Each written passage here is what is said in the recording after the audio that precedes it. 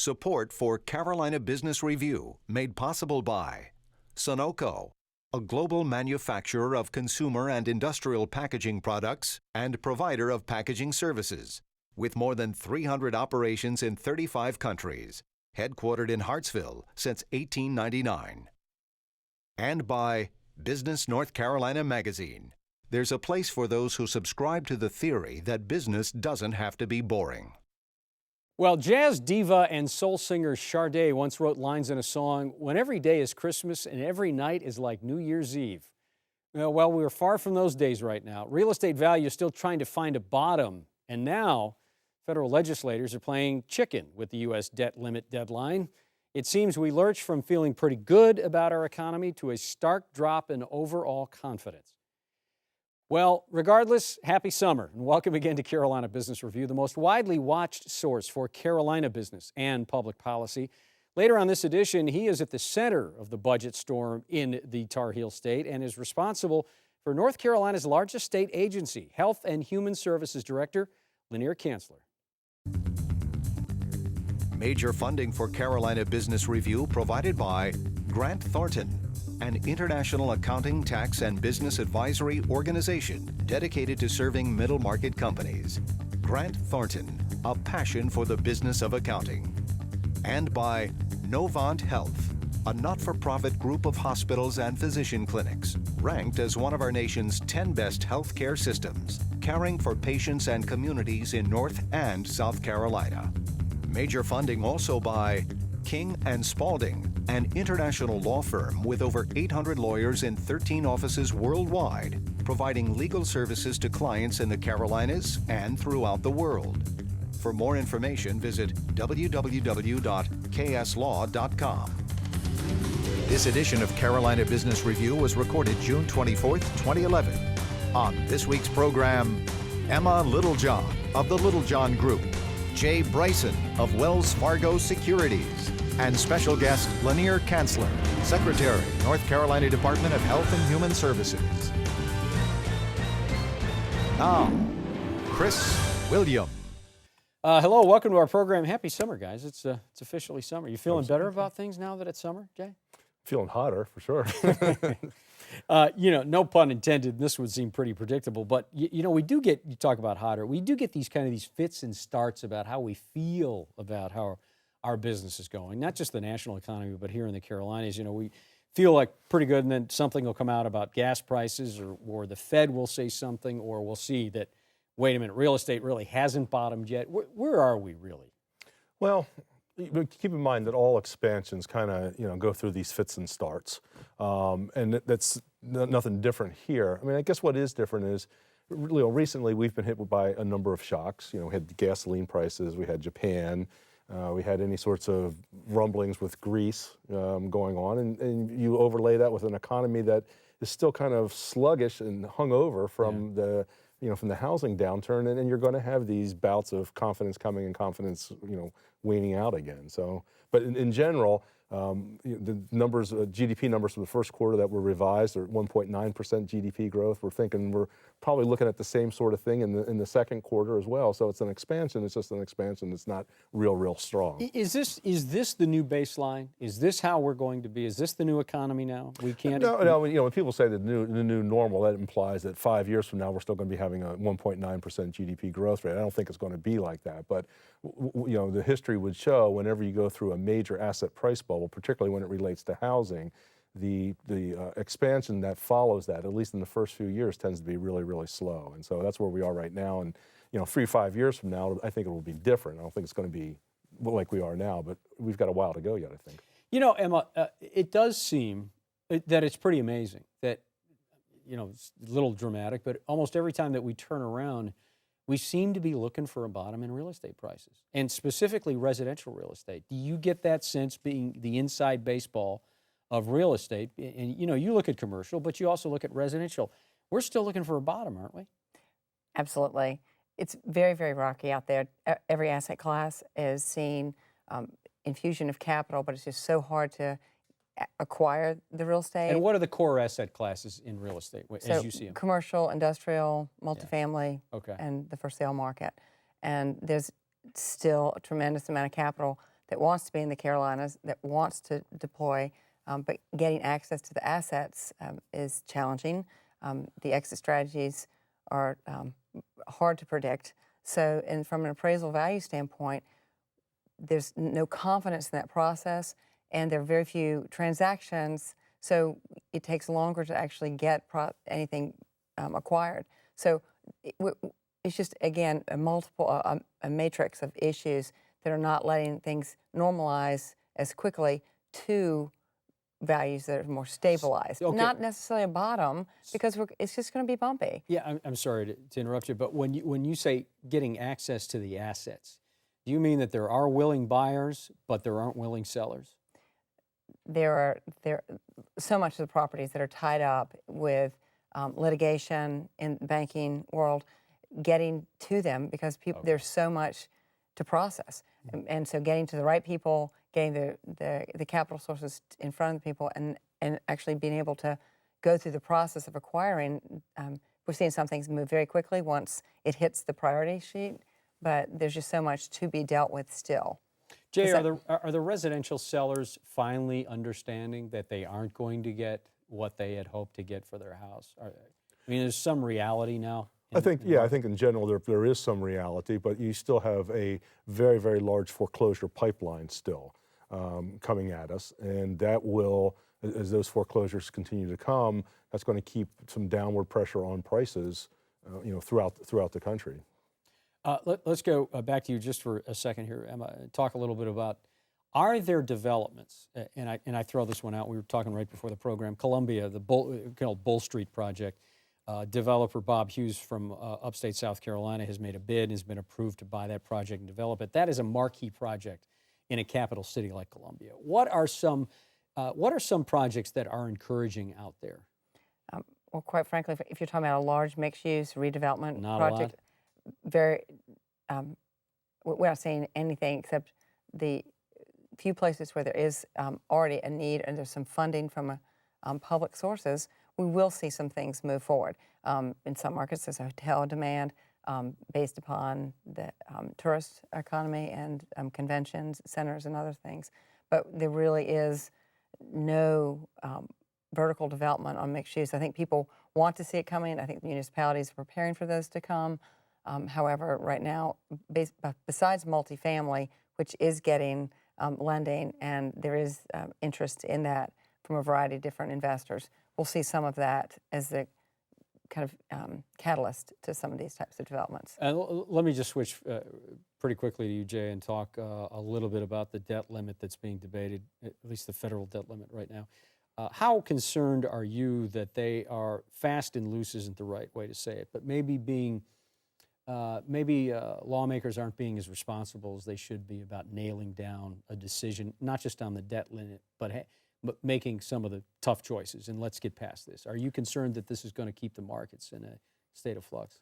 Yeah, I'm a little bit concerned. I mean, I think at the end of the day, they will pass the debt limit. There's going to be a price to be paid in terms of some sort of deficit reduction. I think that's going to happen. But the longer this process goes on, the closer we get to early August, when the Treasury bumps up against its authority. I think markets become more and more nervous, even though it may be a small probability event. If we in fact do default, the cost of that would be huge. And even though it's a small probability, if you're pricing those probabilities, you've got to be a little bit nervous. Is there fair to say that we have a lot of anxiety pent up now? Any additional will have a magnifying effect? We've already come through this period where what's going on, we don't know who's in charge, who needs to be doing what, and the fact that we're playing a little bit fast and loose here again. Well, I don't know if markets are really, how much markets are really priced for it right now. I mean, you look at the yield on the 10-year government bond, it's below 3% right now. I mean, if you really thought that there's going to be some sort of default, I would think it's going to be a lot higher. So my fear is, if we get closer to that August 2nd drop dead sort of date and nothing's happened at that point, you could see a pretty severe market reaction. Yeah, okay. Thank you, guys. We're going to bring our guest on in just a moment. Coming up over the next couple weeks, you can see programs like, should be an interesting and very compelling dialogue with the CEOs of some of the major urban areas. Coming up on the program, it'll be a panel of mayors, and they include Anthony Fox from Charlotte, From Winston-Salem, Alan joins, and from Columbia will be Stephen Benjamin. We will be talking about not just the issues that municipalities face, but how you lead in a time of real debate. And that's coming up in a few weeks. You know, if you look at the website of the North Carolina State Agency, Health and Human Services, you see many things, of course. But under the heading of Bio for Senior Staff, you would read that the CEO is responsible for, and I quote, ensuring the health, safety, and well-being of all North Carolinians in almost every phase of life. Add into that it's the largest state agency and most directly involved with Medicaid and administering health care programs, and you've got a job that is not just broad, but it's deep, too. Joining us now is North Carolina Secretary for Health and Human Services, the Honorable Lanier Cansler. Your Honor, welcome, and good to have you here. Thank you. Great to be here. Gosh, where do we start? Mr. Secretary, let's talk about Medicaid. It's a program that is certainly being debated nationally. Where is it now, and how does the debate nationally, how do you scenario plan for what it's going to look like in North Carolina 6 months, a year, 10 years from now? Well, we're obviously tracking what the federal government's doing and the discussion that's going on about block grants. You know, Medicaid is a state federal program. The federal government puts in about 2/3 of the money, and the state puts in about 1/3. We have a responsibility for managing it, but we also have to get their approval for any major decision we make concerning the program. The state faces a real challenge with Medicaid because of sustaining the growing costs. You know, you cover people of different levels of income, but with health care reform, we're going to see a major growth in the number of people enrolled in the program. On any given day right now, there's about 1.5 million North Carolinians in our Medicaid program. And after health care reform, it's probably going to be somewhere between 2 and 2.2 million North Carolinians in the health care program. And that cost, along with the aging of the population and the growth of our population, going towards the 7th most populous state, is a real challenge. Our concern about the federal government and block grants, as many states would be concerned, is it basically says, here's a block of money, you manage the program. And they've indicated so far that they would give some adjustment for inflation, some adjustment for population growth. But as I've talked to our U.S. senators and others, I've said, if you leave out the aging factor, then you put us in a real fiscal mess because of the fact that the aging of the population is what creates a more expensive population for health care. And North Carolina is aging. The data I've seen 20 years from now, we'll have twice as many people over the age of 65 as we do now. We'll have 75 counties that have more people over the age of 65 than under the age of 20. And we'll have 50% more people over the age of 85. So, Mr. Secretary, when you're driving down the road and you're thinking about these things and these challenges, how do you come up with an answer that says, not only is Medicaid almost the last stop for a lot of folks, but what happens to them if we don't have the money, if you can't give them the services, if you don't have the asset to deploy? What's the safety net for those additional million or so Carolinians that can't find their way? Well, the focus we have right now is trying to make sure that make every dollar count, that we're not wasting Medicaid dollars. Is there still that much efficiency that you can run out the system? We think there is still a good bit for a number of reasons, and I meet every day with heads of the hospitals and heads of the medical society and others talking about how do we make the system more efficient and effective. But you know, there's 4 ways to control Medicaid costs. One is to limit the number of people in it, and the federal government's basically at this point in time says you can't control that anymore.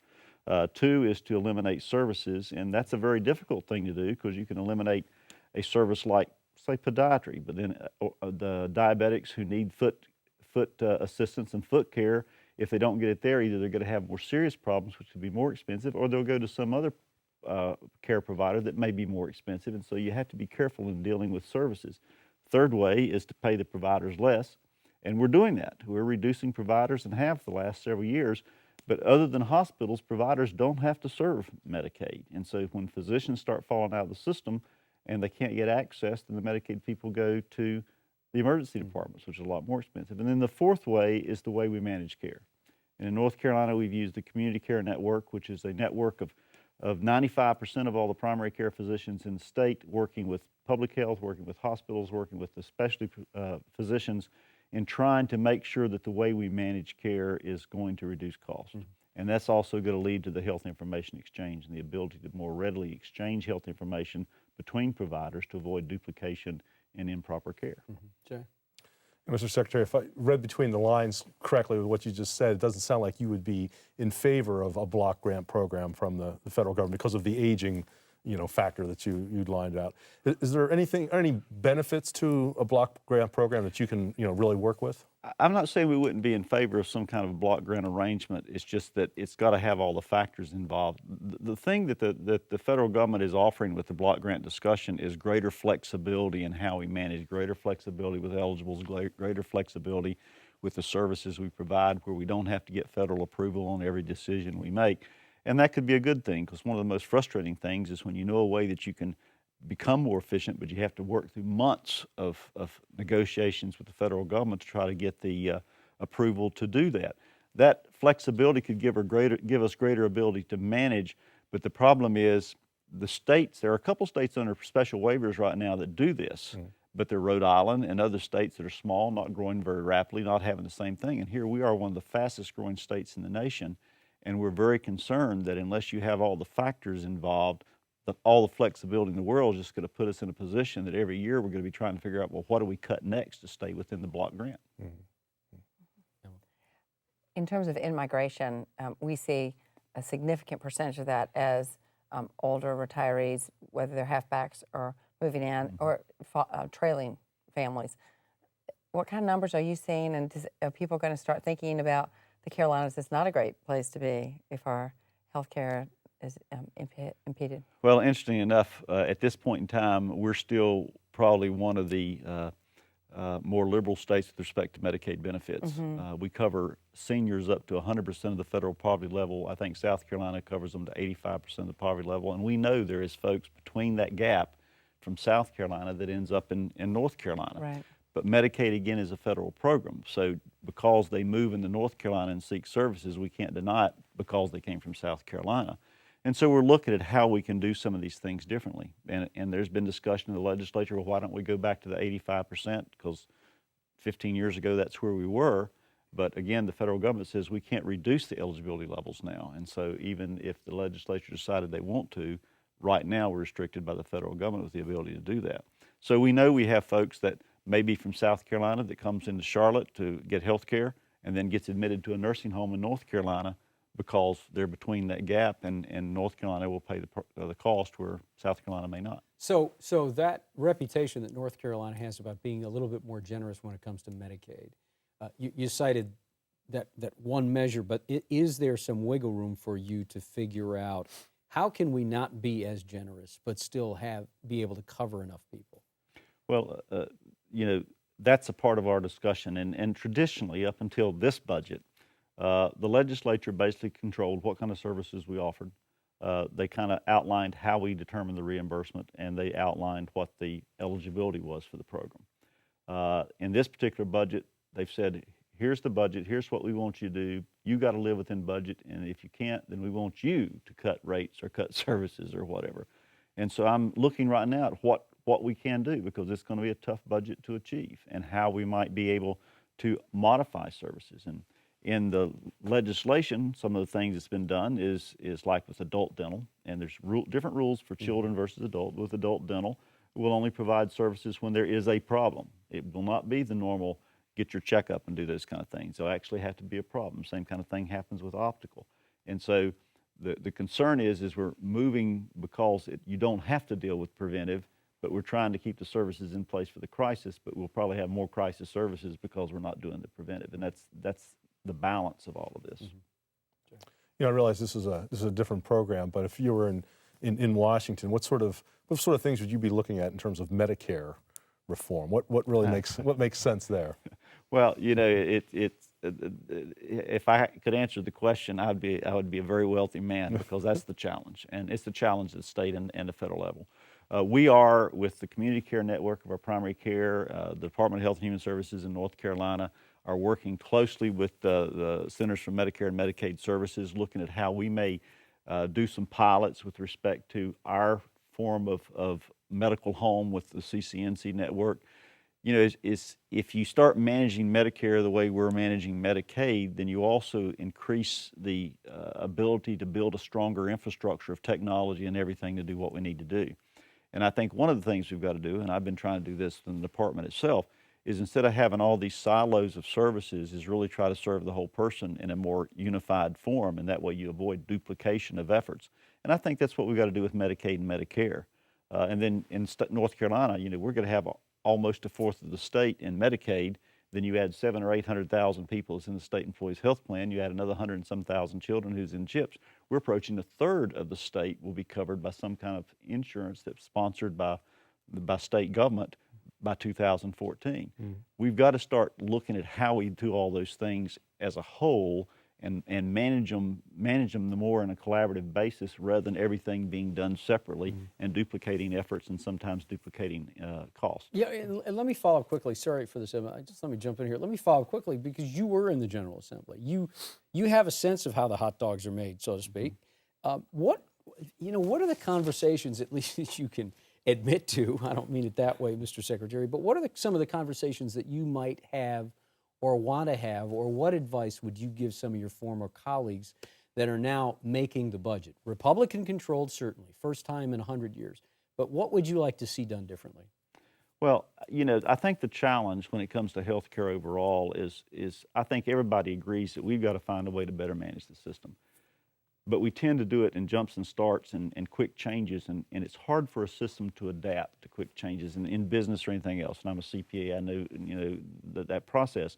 So if you got hospitals that's been built and they've made investments and they've done things around the way the system currently is, be it certificate of need, be it the way they're funded through Medicaid, be it whatever, and then all of a sudden you want to make a quick change to try to adapt to a budget change or whatever, it's very difficult to do that. What we really have to do is have a strategy, a 5 to 10 year strategy of how we take this healthcare system from where it is to where it needs to be.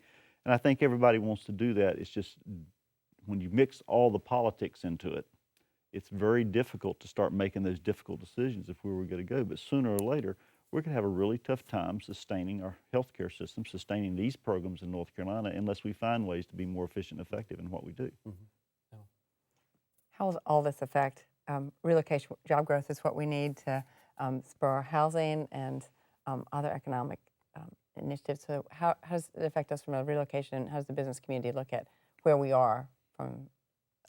Well, I think we have a strong healthcare system. We've got major academic training centers, and those are going to be there. We've got major healthcare systems. I think we're going to see a lot of the smaller hospitals continue to be managed by the larger systems where there's more continuity. I think we're going to find in some of the more rural areas, the smaller hospitals are going to have to ultimately cease doing some of the things that really could be done better or more efficiently in a larger medical center and be there. There's a lot of concern, and the governor, one of the reasons in her budget she tried to avoid major cuts in Medicaid, because we all realize that whether or not we intended it to be, Medicaid is an economic driver in the state. Go to the website for the Department of Agriculture, and they generate $9.4 billion a year in receipts in North Carolina. You go to Medicaid, and you're going to see that we're a $12 billion operation. So Medicaid is a larger economic driver in the state than agriculture is. Agriculture is extremely important to the state, but when you compare the two, you also see the impact that has.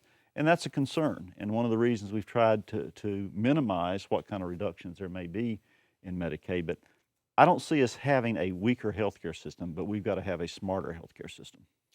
In about the last minute, it's not fair because it's a major piece, but mental health, mental illness, some of the mental illness facilities around the state that just don't have the champions out there. Why is that? Well, it's when I went to the legislature, I'd never had experienced anyone in my family with mental illness. And the National Alliance of Mental Illness, Association of Mental Illness asked me to come to a chapter meeting. I went and I heard some of the stories and it got me interested, and so I've had some interest in it. But it's one of those things that unless you've been impacted by it personally, it's something that's just kind of out there. And I think right now, while there's a lot of folks in the legislature, I know the governor is, I am, are very interested in trying to find ways to improve that system. We don't have that personal connection and I tell the advocates for mental health all the time, build the personal connection. That's a good way to end it. Thank you, Mr. Secretary. Good to have you on the program. Great to be here. Yeah. Thank you. Emma, nice to see you. Thanks for being here. Jay, welcome back. Thank you. Happy summer to you all. Thanks for watching. Until next week, I'm Chris William. We hope your business is good. Good night. Major funding for Carolina Business Review provided by Grant Thornton an international accounting, tax, and business advisory organization dedicated to serving middle market companies. Grant Thornton, a passion for the business of accounting.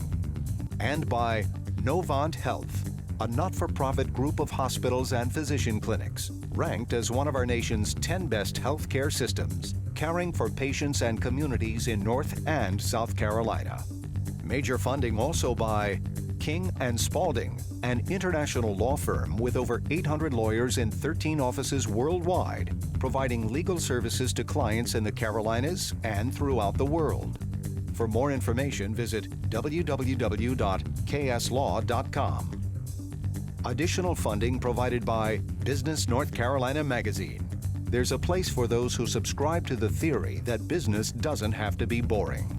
And by Sunoco, a global manufacturer of consumer and industrial packaging products and provider of packaging services, with more than 300 operations in 35 countries, headquartered in Hartsville since 1899.